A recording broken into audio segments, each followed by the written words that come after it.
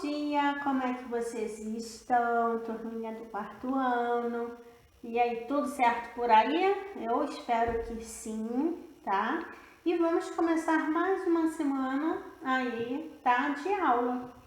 Então, esse mês é o mês do folclore, tem coisa bem legal vindo por aí. Eu não vou dar muita dica não, que eu vou esperar chegar quarta-feira, tá? Uma aula aí bem legal sobre o folclore. Mas enquanto isso, vamos ao que interessa. Livro de História, página 70. Hoje nós iremos estudar Mulheres e Homens Livres dos Engenhos, tá? Então, opa tia, o engenho tinha esse pessoal aí meio livre? Meio não. Eles eram livres, tá? Não existiam somente os escravizados. Existiam também homens e mulheres livres dos engenhos, tá? Menor quantidade, sim, menor quantidade, mas existiam. Página 70, acompanha aí junto com a tia. Leia a tira da personagem Chico Bento, de Maurício de Souza. Em seguida, leia um trecho de um texto do sociólogo Antônio Cândido. Então, vamos lá, ao quadrinho aí, primeiro quadrinho. Selou o cavalo para mim, Chico? Claro, pai. Eu não disse que sabia fazer isso? Aí, olha o que aconteceu, gente. Cavalo cheio de selo. Aí o pai dele disse, né? Não muito entusiasmado. Então, vamos lá. Acompanhe comigo, pode ser por aí. Acho que aí tá um pouquinho claro. Mas olhem aí no livro, tá? Junto com a tia. A cultura do caipira representa a adaptação do colonizador ao Brasil e, portanto, veio na maior parte de fora, sendo sob diversos aspectos sobrevivência do modo de ser, pensar e agir do português antigo. É preciso pensar no caipira como um homem que manteve a herança portuguesa nas suas formas antigas, mas é preciso também pensar na transformação que ela sofreu aqui, fazendo do velho homem rural brasileiro o que ele é, fruto de uma adaptação da herança portuguesa, fortemente misturada com a indígena, às condições físicas e sociais do novo mundo. Então, primeiro, continuando na página 70, nós temos aí algumas perguntas. Vamos à primeira. Como é o falar do Chico Bento? O que isso indica? Como é que o Chico fala? Tá? Ele fala certinho, ele fala errado, ele fala com sotaque, com alguma gíria. Aí vocês irão responder. E irão dizer o que isso indica, tá ok? Agora vem um monte de perguntas perguntando a vocês, tá? Então a resposta vai ser o quê? Pessoal. Então vamos lá, primeira pergunta.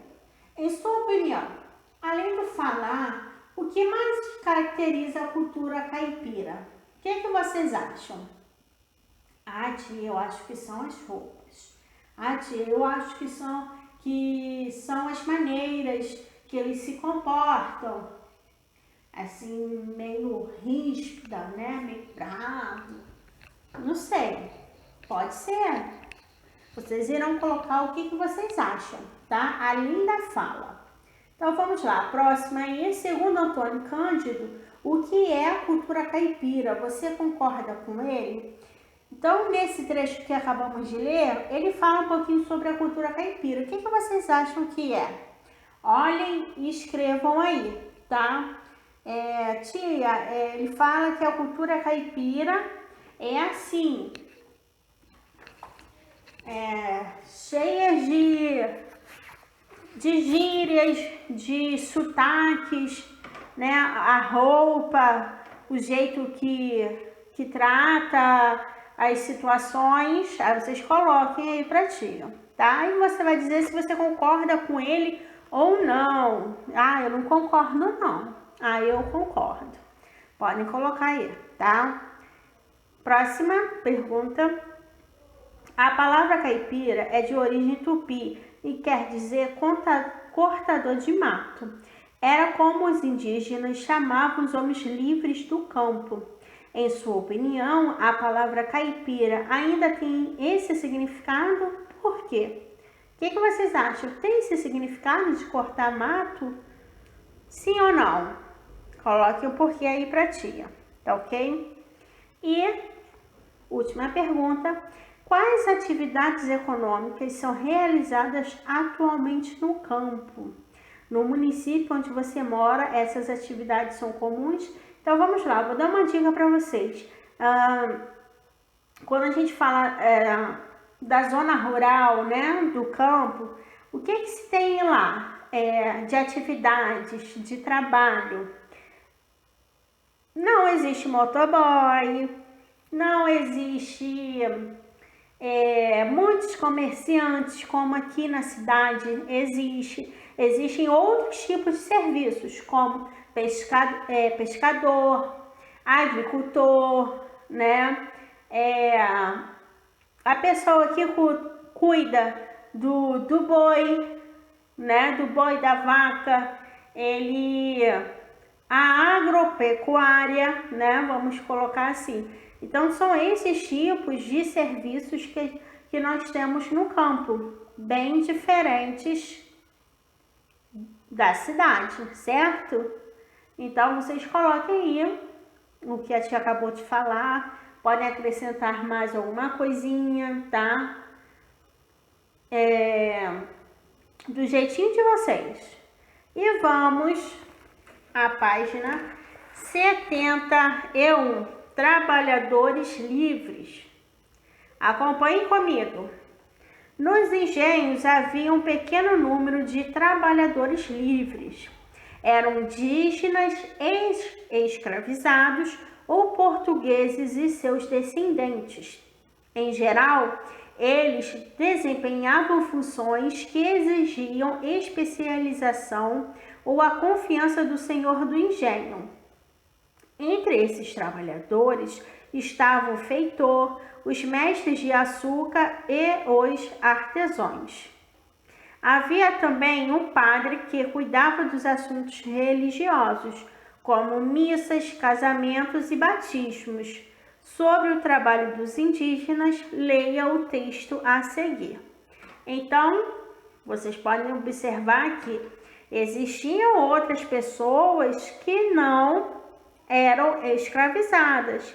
O feitor, né, o cara que cuidava lá, entre aspas, né, ele não cuidava dos escravos, mas ele vigiava, né, o trabalho dos escravizados, os mestres de açúcar e os artesãos. Então aí, ó, nessa figura aí, essa figura desse feitor nós temos aí e a figura de um artesão, tá ok? Então vamos lá, continuando, vamos ler juntos aí esse trecho. Os índios livres eram empregados em tarefas específicas nos engenhos. Foram encarregados de limpar e consertar o sistema hidráulico, trabalhar nos barcos, pescar, caçar e cortar lenha. O acesso aos índios das aldeias permitia aos senhores de engenho concentrar seus escravos nas tarefas fundamentais do fabrico de açúcar, tá? Então vamos lá. O que é hidráulico, né? O texto fala aí, movido pela pressão de água, né? Então vamos lá. Olhem essa figura. Nós temos aí. Essa figura representa o que, gente? Ó, deixa eu dar um zoom e subir aqui. Olha lá, índios flechando uma onça em 1830, tá? De Johann Moritz.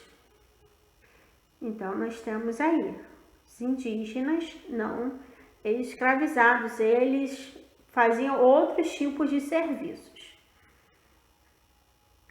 Explicação da primeira pergunta e da segunda. Os indígenas livres trabalhavam diretamente na produção do açúcar?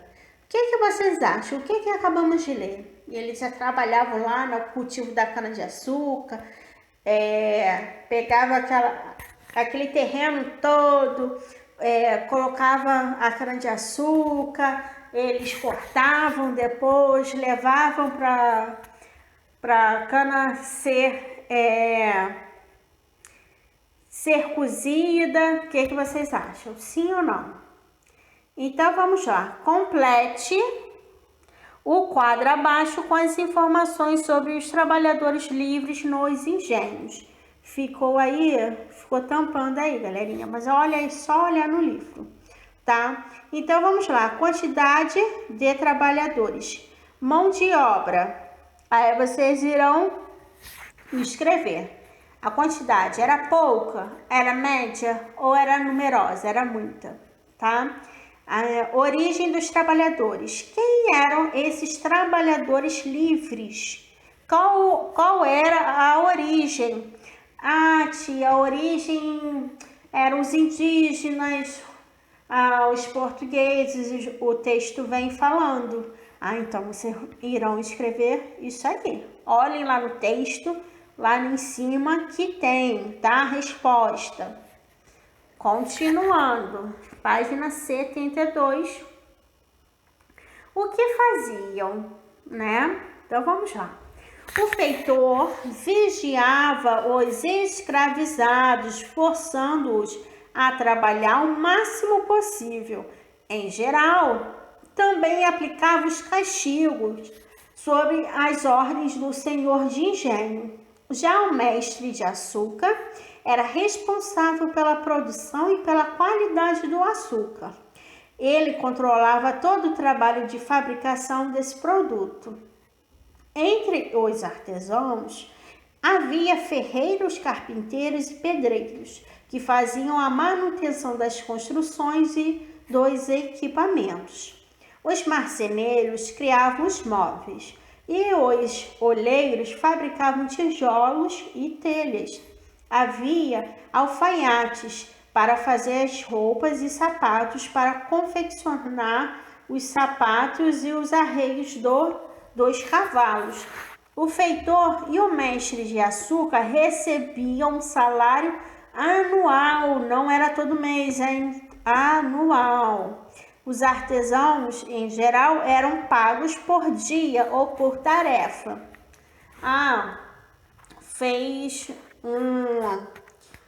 Vamos lá, um marceneiro, fez uma mesa, então ele cobrava o valor daquela mesa, tá? Bem parecido com o comércio de hoje, né? Então, essas pessoas eram livres, ok? E trabalhavam em troca de algum salário. Não muito, tá? Vamos colocar assim, não muito, mas recebiam e não eram escravizados. Continuando, olha a atividade aí de número 3. Observe estas fotos e identifique cada objeto retratado e o tipo de trabalhador livre que possivelmente o produziu. Então, vamos lá. Nós temos aí um armário, né?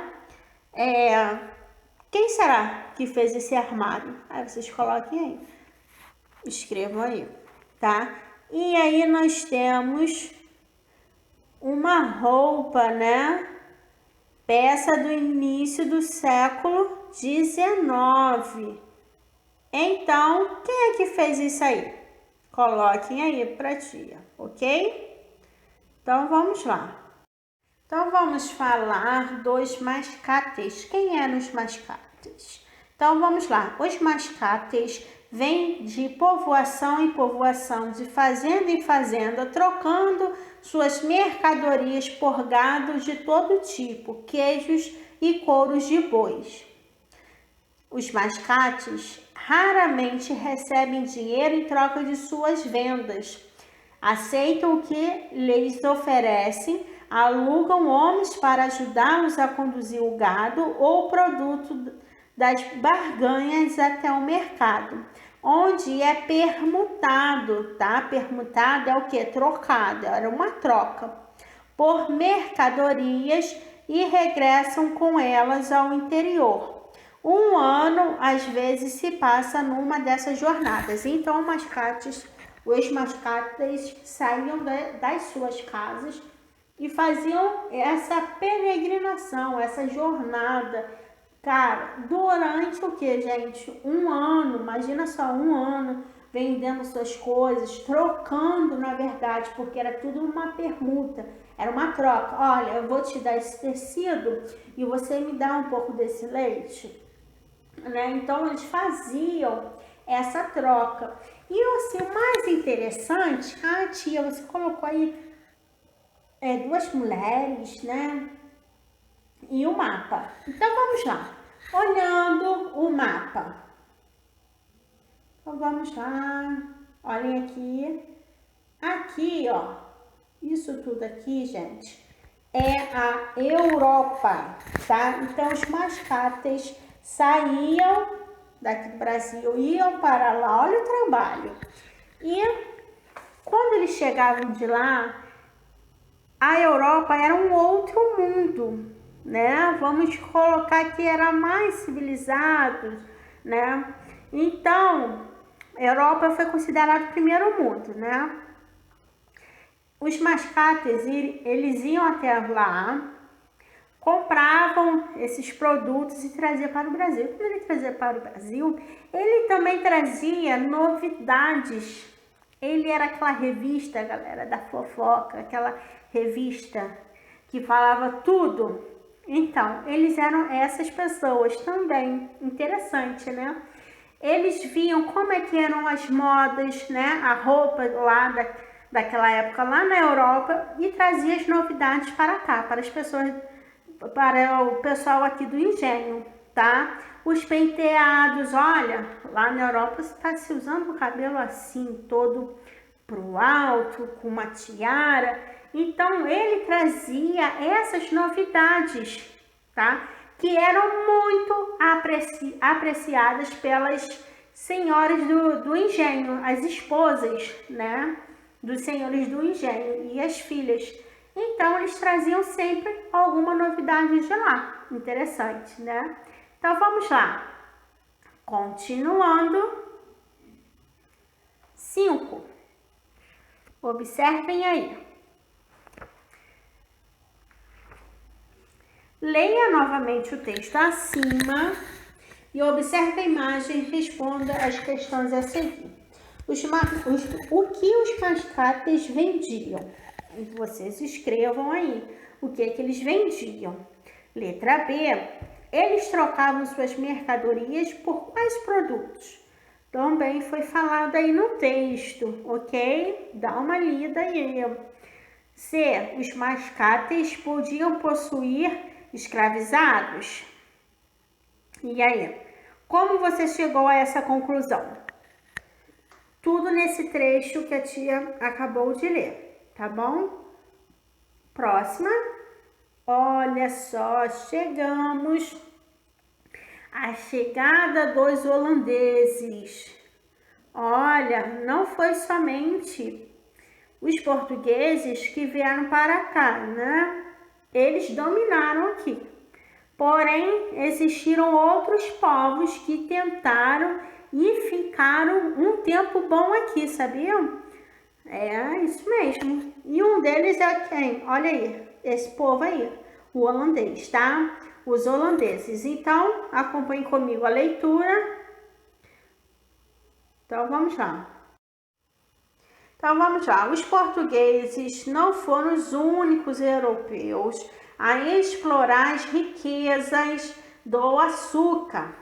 Os holandeses também participaram desse lucrativo negócio.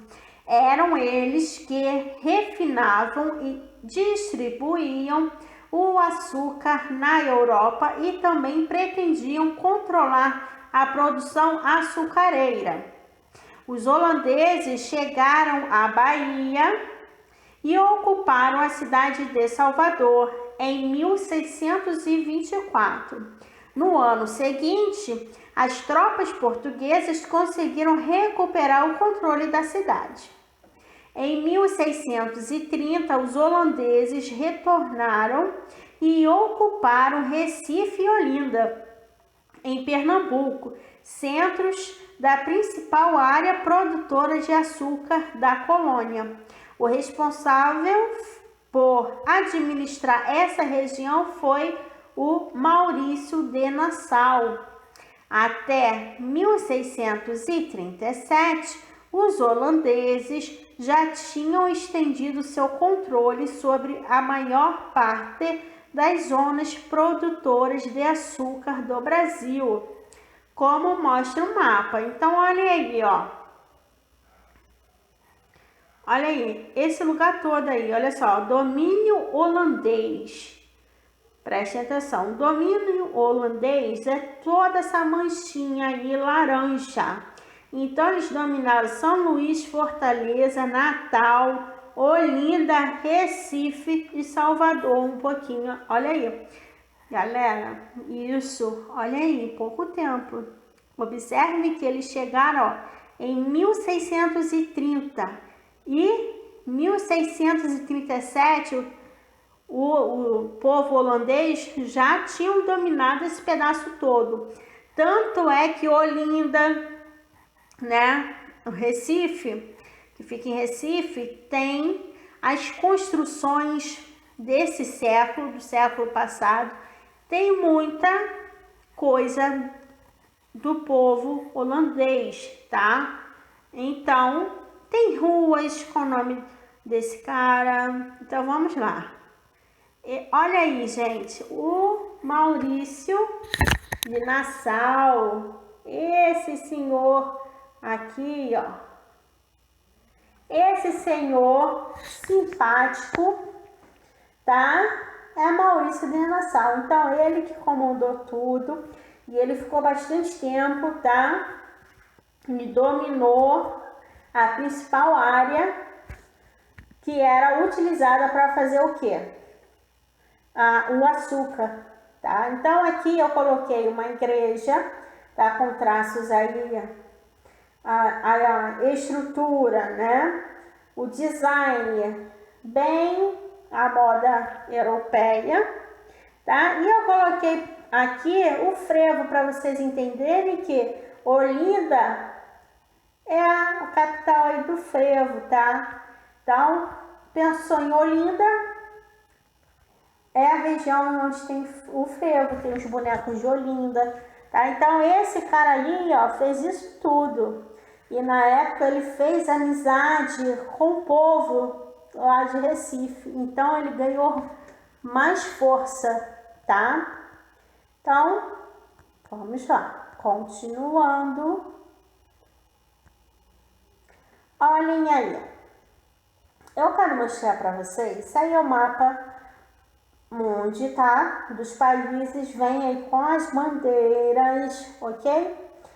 Então, além dos portugueses, sabemos que os holandeses, né, vieram para cá no intuito de dominar aqui a região açucareira. Os espanhóis também, mas eu quero que vocês observem o seguinte. Aqui, o Brasil. Estão vendo aí o Brasil? Então, vamos lá. Olha aqui, ó. Vou dar o zoom. Tá vendo? De onde parte essa linha preta? É a Europa. Nós temos a Espanha, aí temos a França, tá? Temos esses países. Então, observe o seguinte, o quanto esse povo teve que navegar até aqui no Brasil para chegar aqui no litoral, tá? Sempre aqui no litoral, aqui perto do mar. Então, aí vem o quê? As grandes navegações, tá? Então, nessa época ainda, gente, existia sim, claro, as grandes navegações, tá ok? Então, observe aí o trajeto, né, desse povo. Imagina, trazer um monte de gente durante muito tempo, né, nas embarcações, era um pouquinho complicado. Mas o Brasil é um país muito rico, interessa muita gente. Então, vamos lá. Número 1, página 74. Observe o mapa e responda as questões abaixo. Os domínios holandeses foram estabelecidos nas zonas litorâneas ou no interior do continente? Acabei de falar, tá? Coloquem a resposta. E letra B, qual era o interesse dos holandeses ao dominar essas áreas da colônia portuguesa? Também acabei de falar, galera. Acabei de falar. Então, escrevam aí, tá? Prestem atenção e vamos à correção. Façam tudo e corrijam lá comigo, tá ok? Espero vocês.